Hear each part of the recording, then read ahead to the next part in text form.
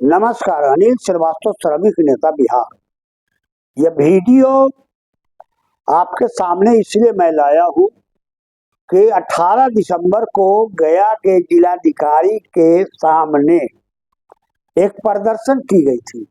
वो प्रदर्शन था वैसे महिलाओं का जो बूढ़ी है, वैसे पुरुषों का जो बूढ़े हैं, विकलांग है, विधवा है, जिनको 400 रुपया बिहार की सरकार पेंशन देती। यह प्रदर्शन वैसे महिलाओं का हुआ जो घर के अंदर काम करते हैं, जिसको घरेलू महिला रसोईया कहते हैं। 6,000, 5,000, 8,000 में काम करते हैं। दिन भर भटकी चलती हैं, एक घर नहीं, दो घर नहीं, 3 घर, 4 घर, काम के तलाश में भटकते रहती, कहीं हमको काम मिल जाए। यहाँ तक हम जानते हैं कि कई कई महिलाएं ऐसी हैं जो 24 घंटा भी ड्यूटी करती हैं, और 24 घंटा ड्यूटी करने के बाद एक कैदी के तरह हमारे पास कई ऐसे उदाहरण आए हैं कि कैदी के तरह वह महिलाएं 24 घंटा उसी जगह रहती हैं। और मिलता कितना है उनको वेतन?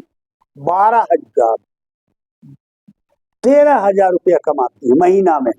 अब आप बताओ कि 400 रुपया पेंशन बिहार की सरकार दे रही है। पहले 50, 100, 200 और 400। यही वह देश का राज्य है बिहार कि जहाँ 400 रुपया पेंशन आपको मिल रहा है लोगों को। अभी 400 रुपया को हम क्या कह सकते हैं? सत्यनारायण भगवान के चरणामृत, या फिर ऊंट के मुंह में जीरा? क्या कहा जा सकता है? 400 रुपया में तो पार्ले जी बिस्कुट नहीं हो सकता है।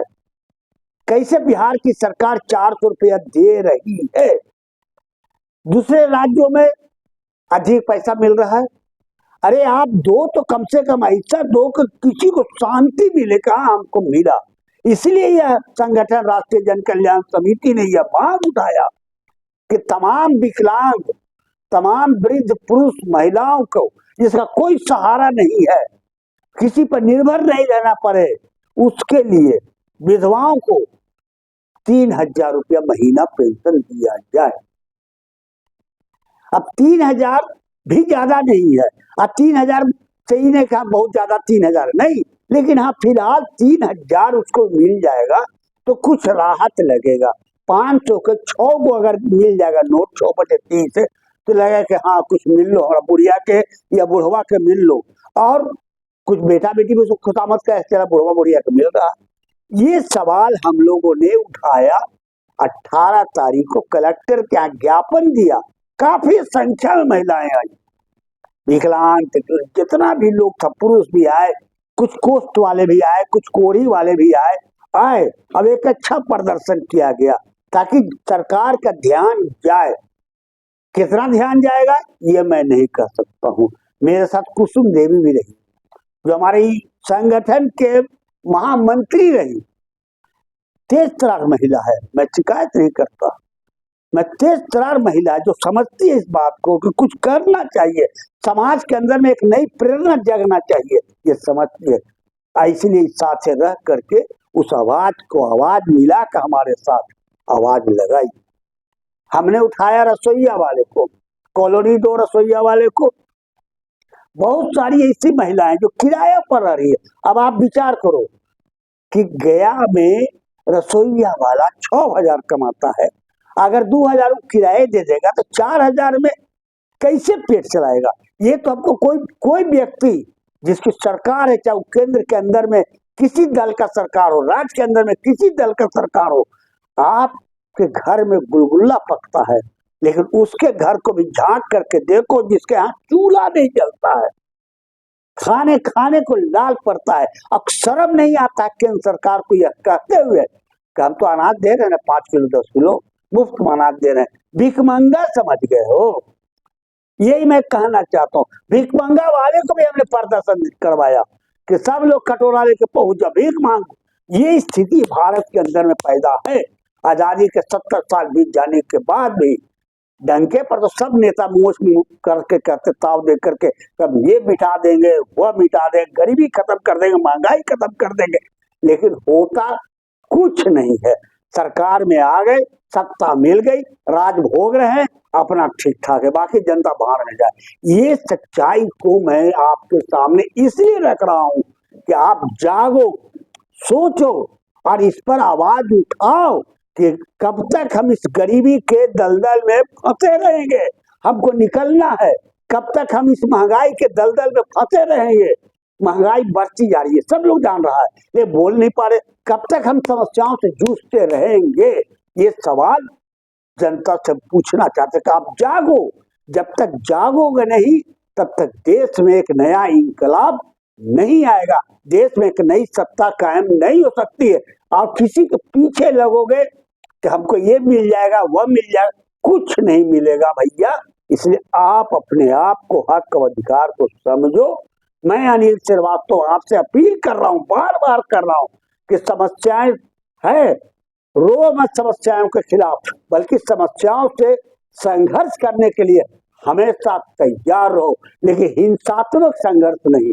आंदोलन संवैधानिक के आधार पे आप आंदोलन करो, आंदोलन में जीत होगा।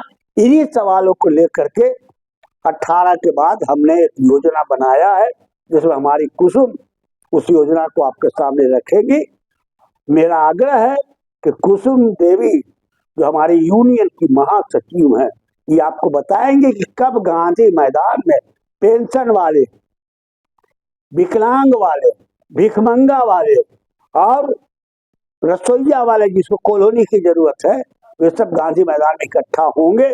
नाम पंजीकृत करावे, अपना पूरा आधार प्रधान जितना भी दे और बैठकर वहां पंजीकृत, ताकि सरकार के सामने इस सवाल को हम उठा के उनका पूरे नाम के साथ हम सरकार के सामने रखें। धन्यवाद। मैं अनिल श्रीवास्तव, श्रमिक नेता बिहार। कुसुम देवी जब कहेंगे तो दो सब बोल दे।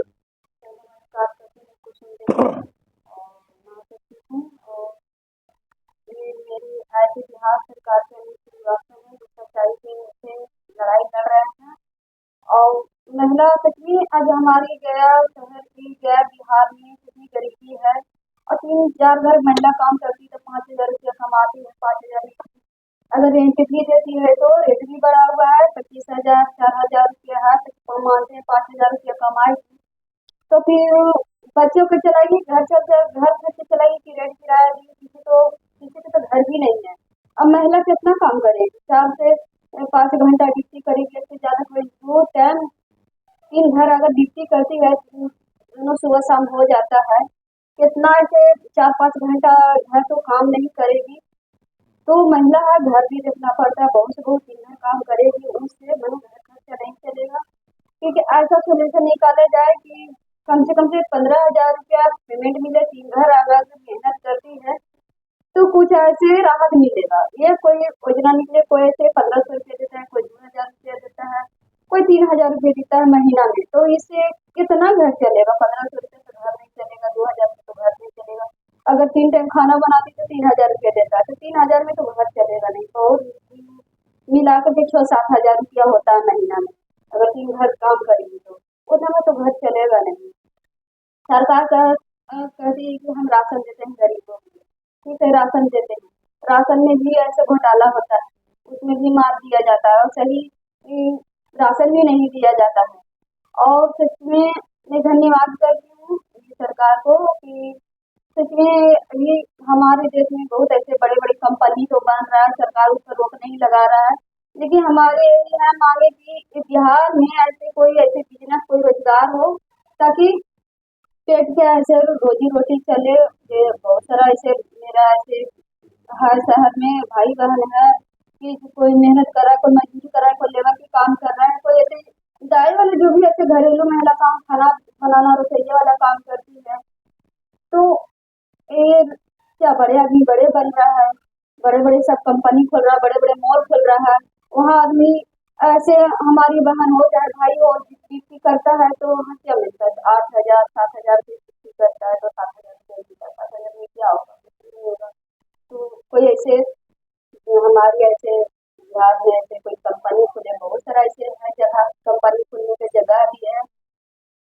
सरकार ऐसे हमारे ऊपर ऐसे ध्यान दे, गरीब जो विकलांग है, कहता भीख मांगना जुर्म है, जिसका बाप माँ को क्या करता है, अनाज की तरह उसे कूड़े के भाव में फेंक देता, तो कहाँ जाएगा, अनाथ हालात में जाएगा, वहाँ भी कुछ नहीं होता, भीख मांगते रहता है और देता भी नहीं है, तो कहाँ जाएगा, भीख मांगेगा ना। आज तक भूखा भी रहता है, 2 रुपया दे देगा, लेकिन पूछेगा नहीं कि तुम खाना खाया हो कि नहीं, 2 रुपया देगा और चलते बनेगा। धन्यवाद और जय भारत।